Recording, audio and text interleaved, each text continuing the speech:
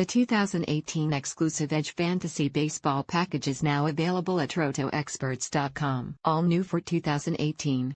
We've introduced a new Slack channel where you can access all your favorite Roto experts to ask questions, discuss fantasy baseball, and get timely advice. Plus, you can chat with the entire population of RotoXNation, a whole community of fantasy sports enthusiasts. Your subscription gives you access to the RotoExperts MLB community on Slack for the whole season. This article appears courtesy of RotoExperts.com. One of my favorite articles to write each year is this one right here. Why, you ask? Well, I can either look back and say I told you so. Or I can say it's called bold predictions for a reason, when I get most of them wrong. Last year, I had some good calls with my bold predictions, such as the emergence of Luke Weaver, Mike Moustakas' home run surge, Garrett Cole's struggles and Keon Broxton showcasing a nice power-speed combo. But then there were the horrible calls, such as Tommy Joseph leading the National League in home runs and Aaron Judge getting fewer than 200 at-bats for the Yankees. I'm looking to improve this year, and as a caveat, these are all things I think could happen if things break right. I truly believe in those players either being really, really good, or being really, really bad. Let's get to it. Atlanta Braves, A.J. Minter saves 25 games. A bold predictions article has to include Ozzie Albies or Ronald Acuna, right? They're going to be studs already, so let's look at another rookie who can make a huge impact for fantasy owners. Arodys Vizcaino is going at a good spot in drafts, but it's Minter who will be the most valuable reliever for the Braves this year. He's going to be Craig Kimbrel good very soon. Alternate, Albies is a top 5 second baseman. New York Mets, Brandon Nimmo is a top 50 outfielder, currently the 126th outfielder off the board. Nimmo will earn his way into regular playing time for the Mets, who once again find themselves with a log-jammed outfield once Michael Conforto is completely healthy. Alternate, Noah Syndergaard finishes as the #1 pitcher in fantasy. Miami Marlins, one Marlins player will be a top 250 player this year. That player is JT Realmuto. Is it bold? I'm not sure, really. But this team is horrible. Alternate, Lewis Brinson is a top 60 outfielder. Philadelphia Phillies, J.P. Crawford is a top 12 shortstop in OBP leagues. Crawford, who will enter the season with just third base eligibility, has an amazing eye at the plate. He's underwhelmed statistically speaking throughout this minor league career, but his final 2 months in AAA last year showed why scouts continued to be high on him. Alternate, Aaron Nola is a top 10 starting pitcher. Washington Nationals, Sean Doolittle will lead baseball in saves. Doolittle? More like do-a-lot. I'll show myself out now. He's on a great team in a terrible division. If he can stay healthy, big if, he has the dominant stuff to be a top 5 fantasy closer. Alternate, Steven Strasburg finishes the year ranked higher than Max Scherzer. Pittsburgh Pirates, Gregory Polanco finishes as a top 20 outfielder. Polanco battled through an injury last year, and his off-season workouts had him looking ripped out of his mind entering spring training. Polanco will remind everyone why he was being so highly regarded entering 2017 drafts.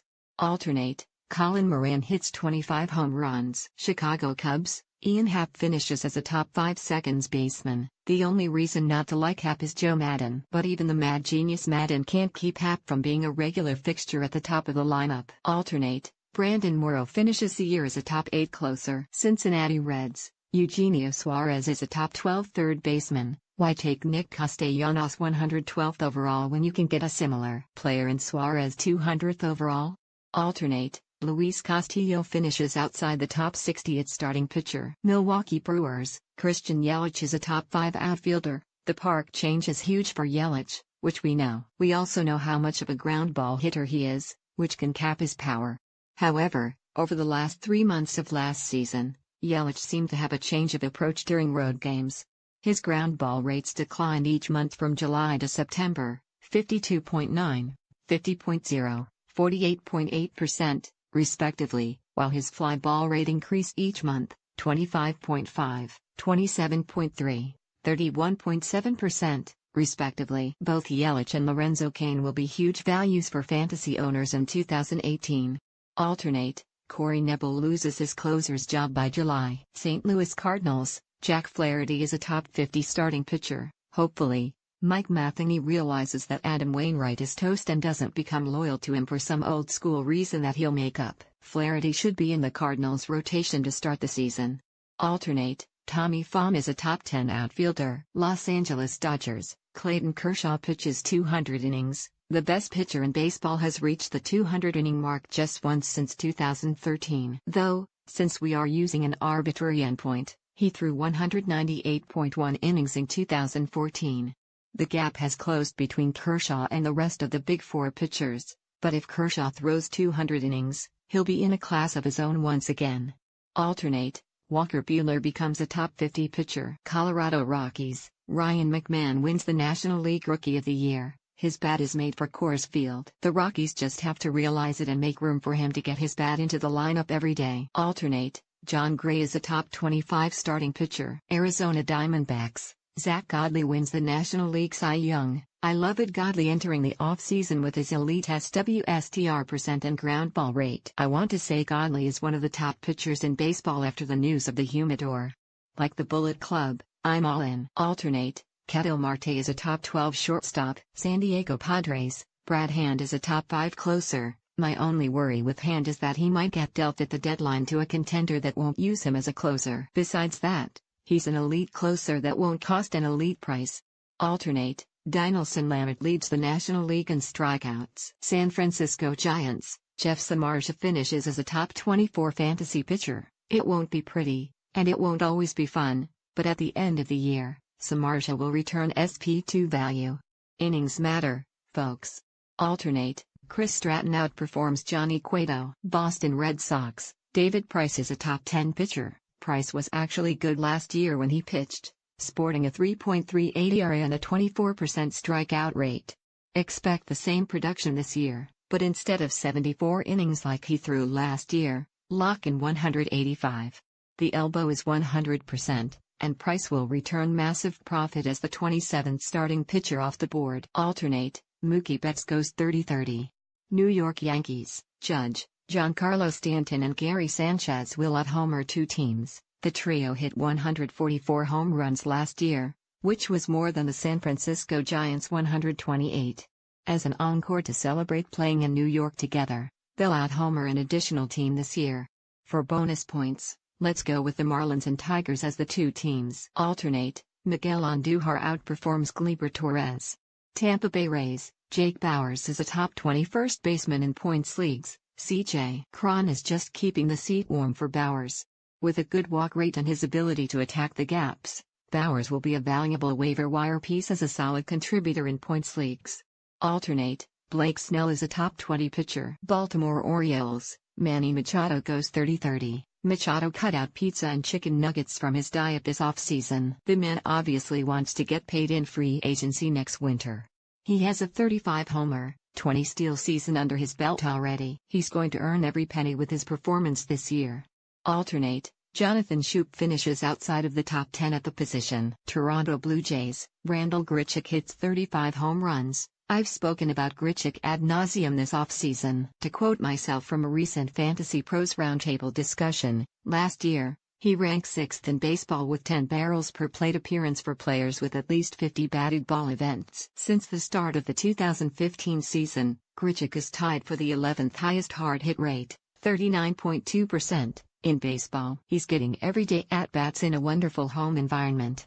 He could have a Chris Davis-light season.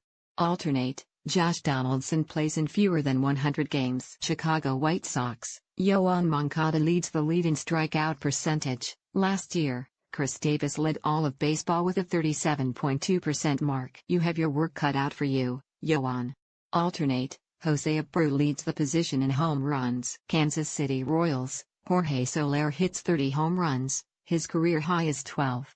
Soler could very well be out of a job in June. He could also finally put it all together for the first time in his career. Alternate, Lucas Duda outperforms Eric Hosmer. Detroit Tigers, Miguel Cabrera has fewer than 150 at-bats. I hate this one, man, and I really hope I'm wrong. Back injuries on aging players just really give me pause.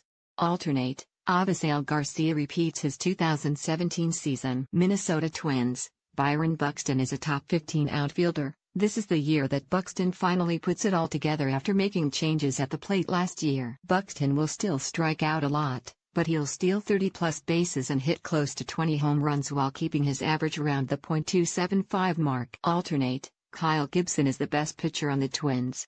Cleveland Indians, Mike Clevinger is a top 30 pitcher. Next to Corey Kluber and Carlos Carrasco, Clevinger will emerge as the third most valuable arm for the Indians.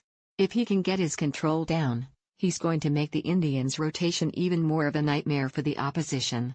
Alternate, Francisco Mejia hits 20 home runs. Los Angeles Angels, Shohei Ohtani leads all starters in strikeout percentage. I don't care about spring training.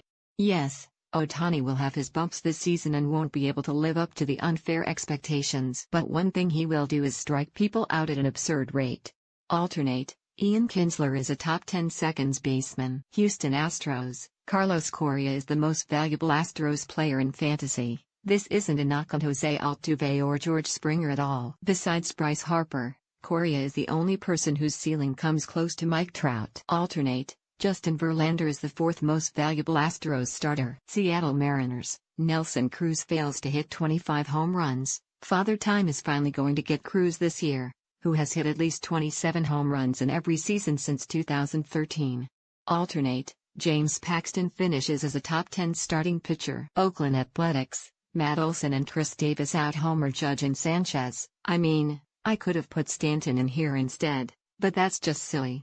Alternate, Sean Manaea is a top 30 starting pitcher. Texas Rangers, Willie Calhoun wins the American League Rookie of the Year. I don't care that the Rangers sent him down to the minors to start the season. The approach at the plate is too good to keep down for long. He's a legitimate power hitter who doesn't strike out. I want all the shares. Alternate, Robinson Chirinos finishes as a top 5 catcher.